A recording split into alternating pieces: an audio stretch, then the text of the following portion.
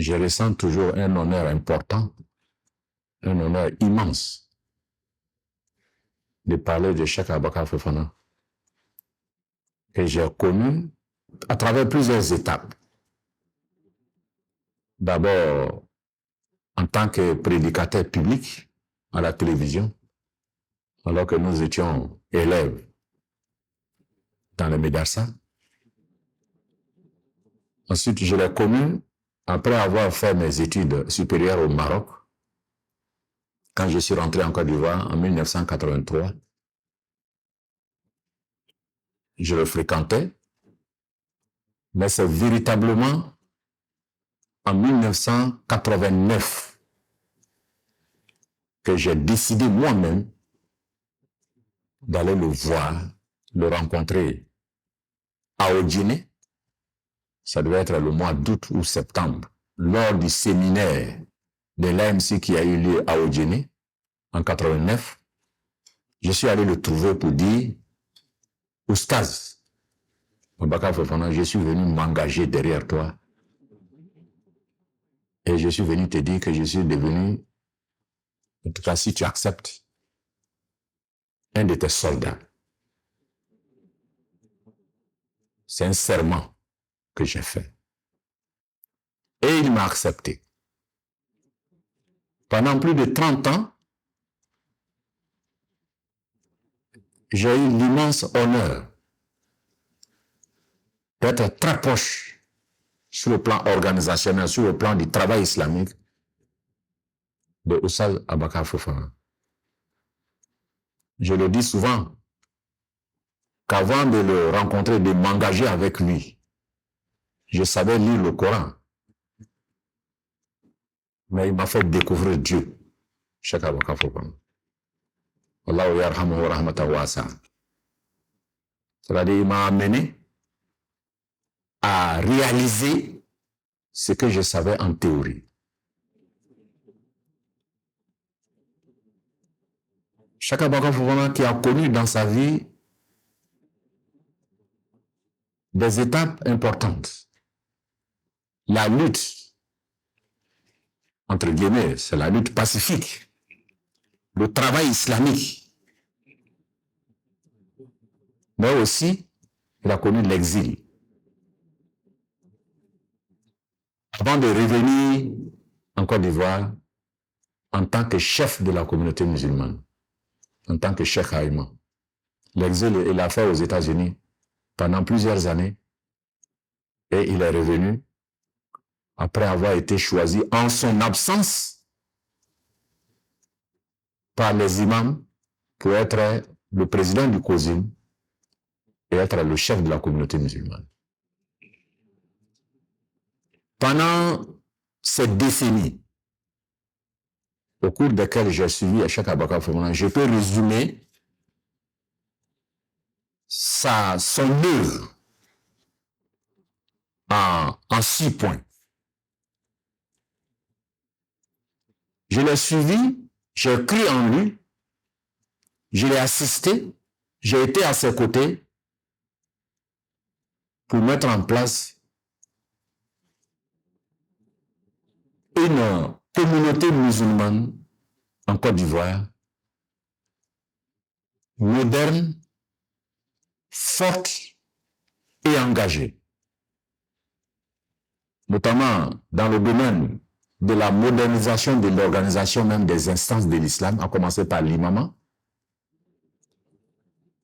la modernisation du système éducatif de l'islam en Côte d'Ivoire, la mise en place de tout un système de l'humanitaire, la santé et autres.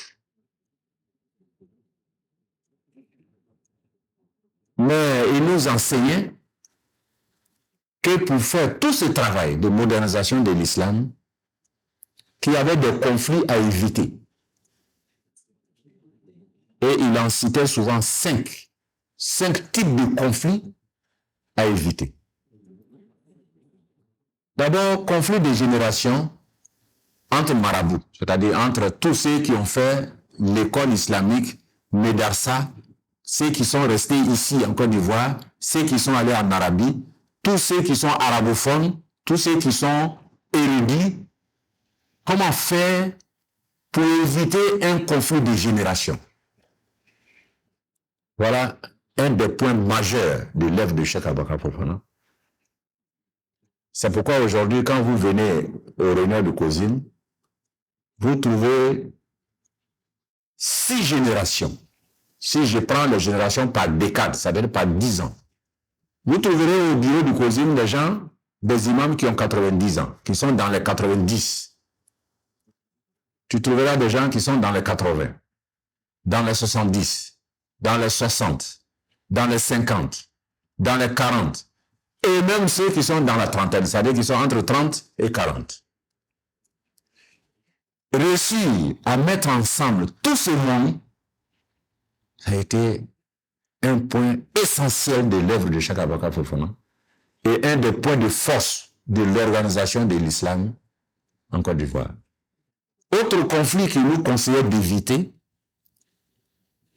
c'est le conflit entre arabophones et francophones, qui ont souvent des cultures divergentes, qui ont souvent des méthodes différentes, parce que ayant été formés à des écoles différentes.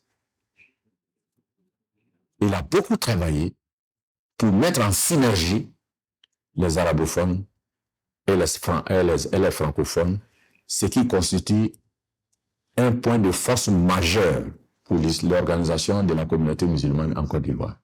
Autre conflit qui nous demandait d'éviter, c'est le conflit de tendance entre les musulmans.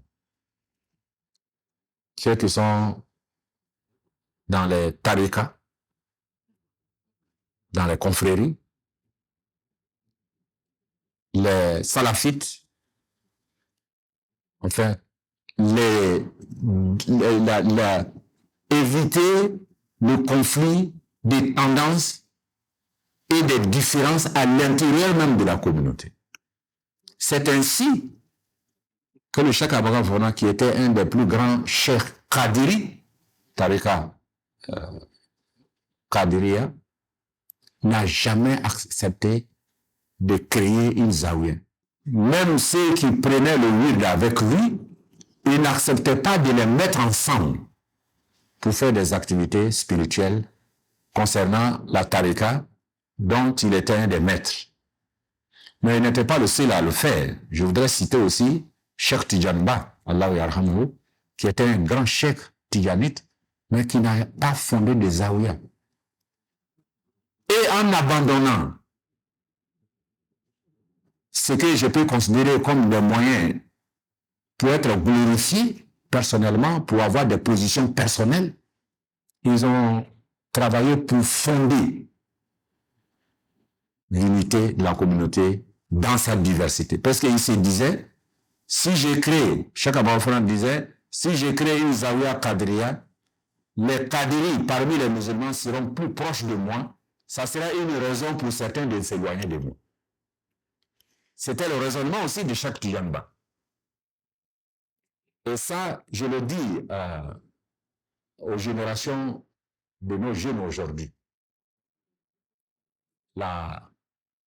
L'unité de la communauté musulmane a été réalisée au prix de sacrifices immenses, notamment les sacrifices dont je viens de citer quelques exemples.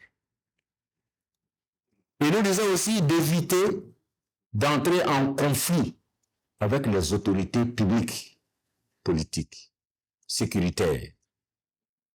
Et nous disons, prenons les portions, les parts de liberté qu'on nous donne et travaillons.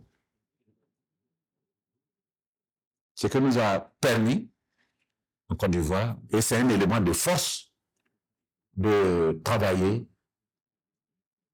en tout cas, avec tous les régimes politiques qui se sont succédés, avec tous les chefs d'État, c'est vrai, à des degrés divers, mais sans conflit ouvert. C'est vrai que pendant la crise politique que la Côte d'Ivoire a connue, à un moment, le Cheikh Abakar Fofana, sa vie a été menacée. ce qui l'a amené, ce qui l'a obligé à s'exiler pendant quelques années aux États-Unis. Et il nous disait aussi qu'il faut éviter d'entrer en conflit avec les autres confessions religieuses, notamment chrétiennes. Que la vie dans la cohésion a toujours permis à l'islam et aux musulmans d'émerger. Il fallait donc éviter d'entrer en conflit avec les autres confessions religieuses, comme je dis, notamment chrétiennes. Voilà les points essentiels de la vision du Cheikh Abakar Fofana que j'ai retenu. Évidemment, vous comprendrez avec moi, je viens de parler de 6 points essentiels. La modernisation de l'organisation de la communauté musulmane pour faire une communauté moderne, consciente, engagée à être utile à eux-mêmes et à être utile aussi à la société. Pour cela,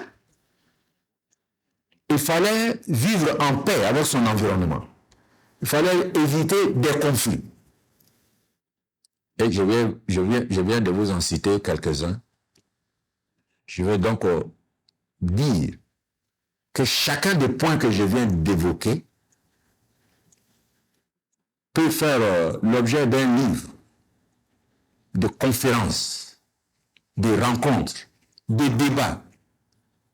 Et nous sommes prêts, Inch'Allah, dans l'avenir, à apporter notre contribution pour faire mieux connaître l'œuvre de Cheikh Abakar Fofana. Et comme je l'ai dit, que je considère le titre qui me plaît le plus, c'est quand on me dit l'élève de Cheikh Abakar Fofana. C'est ça qui me fait plaisir plus que tous les autres titres dans mon cœur. Parce que les autres découlent de ça.